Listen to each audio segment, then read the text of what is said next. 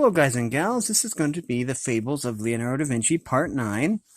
We can get rid of that now. And let's see.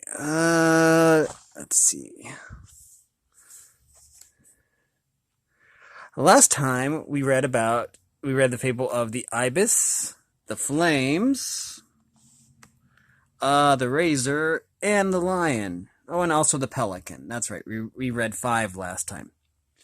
So, now we are ready for the ant and the grain of wheat. Now, as always, this is, compiled by, wait. Let's go over the copyright information first. Leonardo da Vinci came up with these fables, and, they were all interpreted and transcribed by Bruno Nardini. There was an introduction by Margaret Meeks. There was a video dedicated to that, and the foreword by Bruno Nardini. And this is illustrated by Adriana Savoisi Mazza. And I'm sorry if I butchered that name. I am not familiar with the language that that's written in. Anyways, well, you know, Da Vinci is known for a lot of things. Let me get some more light on in here. But very few people know him for fables. But they are really, really fascinating. What we have here is from the fable Atlantic Code. Atlantic Code is, I always have to check because it's been a while since I made one of these videos. On the very last page, it gives us the information, the abbreviations. AT is Atlantic Code, located in the Biblioteca Ambrosiana, Milan, Italy. So, if you actually want to look up the actual manuscript, then you can. It's on page 67. On the reverse side, it looks like, or something. Anyways, the ant and the grain of wheat. A grain of wheat left alone in the field after the harvest was waiting for the rain so it could hide once more beneath the soil. An ant saw the grain, loaded it on his back, and plodded away painfully towards his distant hill. He walked, and the grain of wheat seemed to grow heavier and heavier on his weary shoulders. "Why do you not leave me here?" said the grain of wheat. The ant replied, "If I leave you behind, we may not have enough provisions for this winter. We ants are so many, and we each have to bring to the common larder whatever food we can find." "But I am not made only to be eaten," went on the grain of wheat. "I am a seed full of life, and it is my destiny to give birth to a plant. Listen, dear ant, let us make a pact." The ant, glad to rest a little, put down the grain of wheat and asked, "A pact?" "If you leave me here in my field," said the grain of wheat, "and do not take me to your nest, I shall give back to you after a year 100 grains just like me." The ant stared at the grain incredulously. "Yes, dear ant, believe what I am telling you. If you give me up today, I shall give you 100 of me, 100 grains of wheat for your nest." The ant thought, 100 grains in exchange for one, but that is a miracle. "And how will you do that?" he asked the grain of wheat. That is a mystery," replied the grain of wheat. "It is the mystery of life. Dig a little hole, bury me in it, and return after a year." The following year the ant returned. The grain of wheat had grown a new plant laden with seeds, and so kept its promise. That was a really good story. And it's actually brilliant. Delaying for some greater reward. Delaying now for something later. It's really, really brilliant. I really like that one. Next we have The Stream from the fable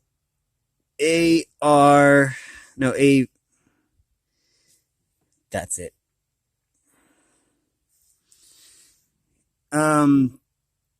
Okay.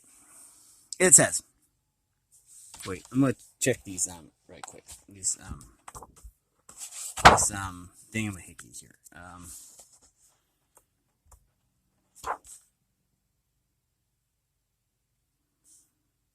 Okay.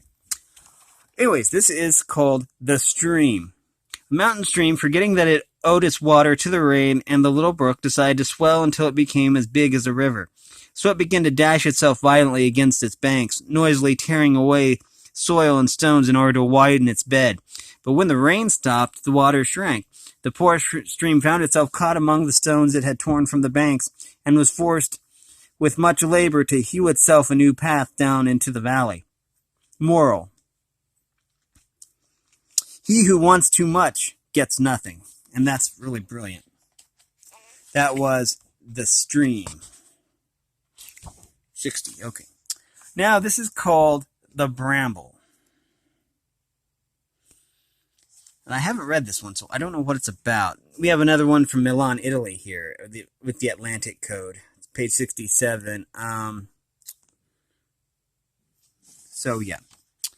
A poor bramble could bear it no longer. Now that its branches were covered once again with blackberries, the cheeky blackbirds were pecking and tearing all its twigs with beak and claws. Please, begged the bramble, turning to the most troublesome blackbird, at least spare my leaves. I know you like my berries very much. They are your favorite fruit. But do not deprive me of the shade of my leaves, which protects me from the burning rays of the sun.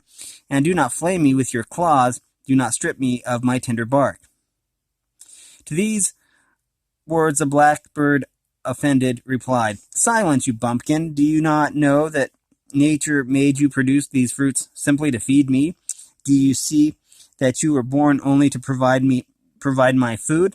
Do you not know, you ill-bred lout, the next winter all you will feed will be the fire? The bramble, hearing these words, began to weep silently. Sometime afterwards, the insolent blackbird fell into a trap set by man.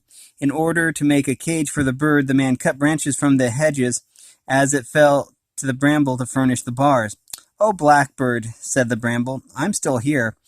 You used to torture me when you were free, and now it is my branches that deprive you of your freedom. I am yet consumed by the fire, as you said I would be.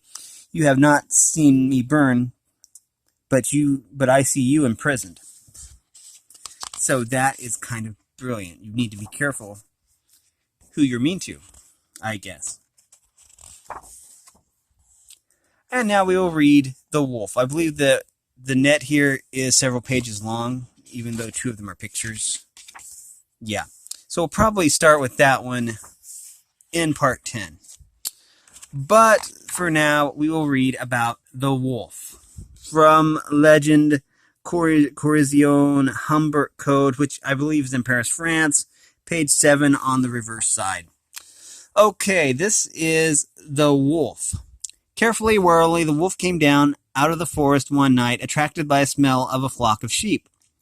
With slow steps he drew near to the sheepfold, placing his feet with the utmost caution so as not to make the slightest sound which might disturb the sleeping dog. But one careless paw stepped on a board. The board creaked and woke the dog. The wolf had to run away, unfed and hungry, and so because of one careless foot, the whole animal suffered. That's true. Sometimes we do stupid things, or one part of us does, and the whole body suffers. It's very true. And let's see, how many did we read this time? 1, 2, 3, 4. We read 4.